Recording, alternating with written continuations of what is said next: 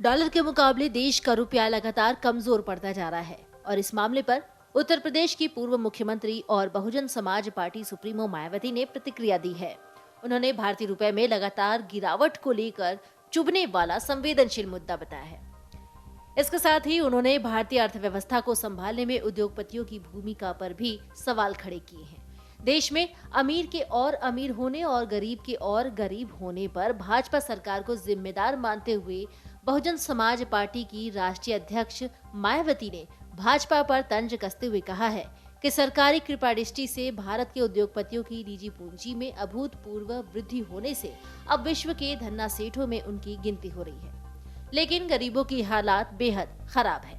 शुक्रवार को भी पीएफआई को बैन लगाने के केंद्र सरकार के फैसले पर बसपा सुप्रीमो मायावती भड़क गई थी। उन्होंने कहा था कि संघ तुष्टीकरण की नीति मानकर जनता में बेचैनी ज्यादा है। देश में डॉलर के मुकाबले रुपया रिकॉर्ड निम्न स्तर पर पहुंच चुका है। 28 सितंबर को ये लुढ़क कर डॉलर के मुकाबले 81 रुपए 93 पैसे के स्तर पर पहुंच गया था।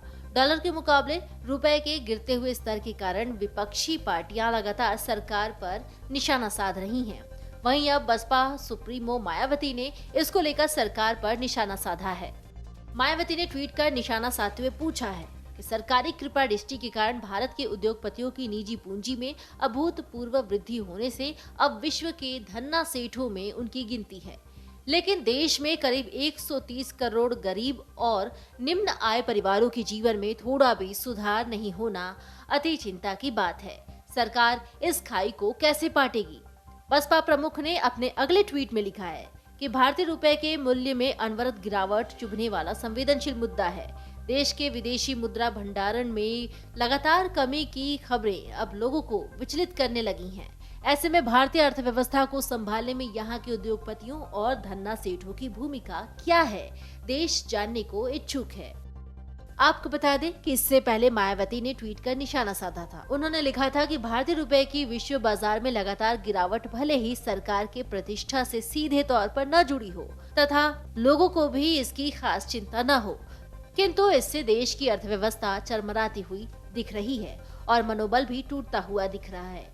सरकार महंगाई, गरीबी, बेरोजगारी की तरह रुपए के अवमूल्यन को हल्के में ना ले।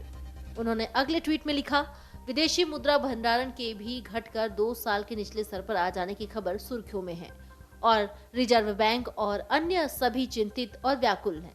इसलिए सरकार की गलत आर्थिक नीतियों और प्राथमिकताओं का इसे दोष मानने के आरोप प्रत्यारोप में न उलझकर इस ओर त्वरित प्रभावी कदम उठाने की जरूरत है। Video desk amarujala.com। डाउनलोड करें अमर उजाला ऐप और पाएं खबरें लगातार। अगर आप ये वीडियो YouTube पर देख रहे हैं तो हमारे चैनल को सब्सक्राइब करें और बेल आइकन को दबाना ना भूलें। अगर आप Facebook पर ये वीडियो देख रहे हैं तो हमारे पेज को लाइक करें।